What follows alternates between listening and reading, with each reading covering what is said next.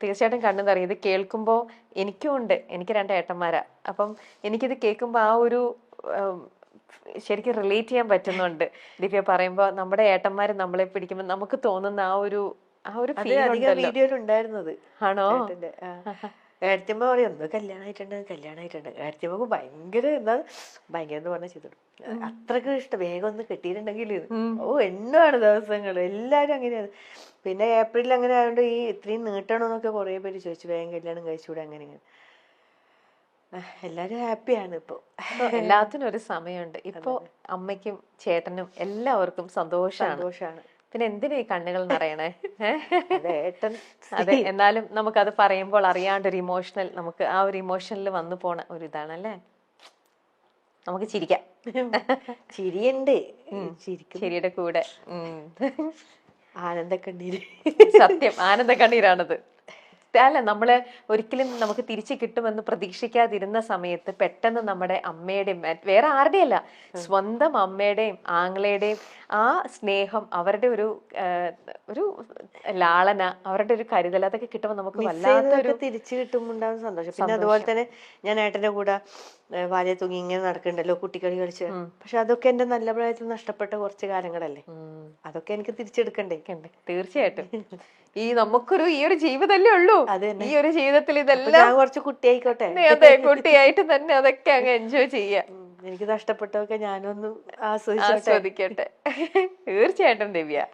Okay, വിവാഹ സമയത്ത് നിങ്ങളെ 2 പേരെയും നമ്മൾ പറഞ്ഞു. ദിവ്യക്ക് ജീവിതത്തിൽ ഇതിനോടകം ക്രിസ് കൊടുത്ത ഏറ്റവും വലിയ ഒരു ഗിഫ്റ്റ്? എനിക്ക് ഏട്ടൻ ഗിഫ്റ്റാ. എന്നെ ഏറ്റെടുത്തു, എന്റെ മക്കളെ ഏറ്റെടുത്തു. അത് തന്നെ ഏറ്റവും നല്ലൊരു സമ്മാനം. തിരിച്ചു കൊടുത്തതോ? തിരിച്ചെന്ത് കൊടുത്തു? ഞാൻ 2 മക്കളെ കൊടുത്തു, ഭാര്യനെ കൊടുത്തു.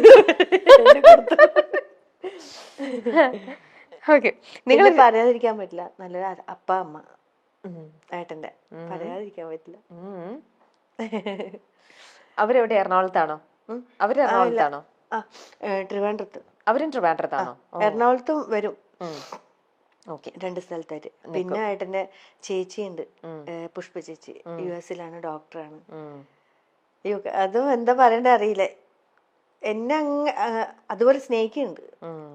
അങ്ങനെ ഒരു അകൽച്ചയോ കാര്യങ്ങളോ, മക്കളുണ്ട്, അതൊന്നും ഇല്ലാണ്ട് ചേർത്ത് പിടിക്കുന്നുണ്ട്. അതാണ് ഗിഫ്റ്റ്.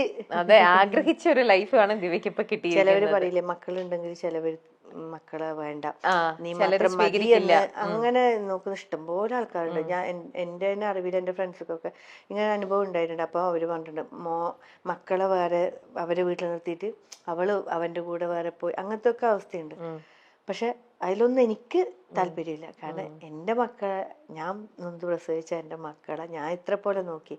അപ്പൊ നമ്മളെ 3 ചേർത്ത് പിടിക്കാൻ ഒരാള്, ആ കുടുംബത്തിലേക്ക് തന്നെ എന്താണ് ഒരു തെറ്റും കൂടാതെ, എനിക്ക് എന്താണ് ഒരു ഇതിനോട് ഇങ്ങനെ എന്താണ് നല്ല ധൈര്യത്തോടു കൂടി നല്ല ഇതായിട്ട് നിൽക്കാൻ നല്ലൊരു അപ്പ ഉണ്ട്, നല്ലൊരു അമ്മ ഉണ്ട്, ചേച്ചിയുണ്ട്, കസിൻ ഉണ്ട്, എല്ലാരും ഒരുപാട് ഫാമിലി മെമ്പേഴ്സ് ഉണ്ട്. ഓക്കെ, ദിവ്യക്ക് നിങ്ങൾ 2 പേരും ഒരേപോലെ സ്വപ്നം കാണുന്ന ഒരു കാര്യം അതെന്തായിരിക്കും? ഒരു വീട്. ആണോ? വീട് ഇല്ല അല്ല, ഉണ്ട്. പക്ഷെ നമുക്ക് നമ്മളേതായ സ്വന്തമായിട്ടുള്ള നമ്മൾക്കൊരു ആഗ്രഹം, ഒരാഗ്രഹം എനിക്ക് എന്റെ ബാലൻസ് ഒരു കാര്യല്ലേ, വീട് എന്നുള്ള സ്വപ്നം. കണ്ണൂരായിട്ടൊരു ചെറിയൊരു തറ കെട്ടി വെച്ചിട്ടുണ്ട്. അതായി എന്നൊക്കെയാണ് ന്യൂസിൽ വന്നത്.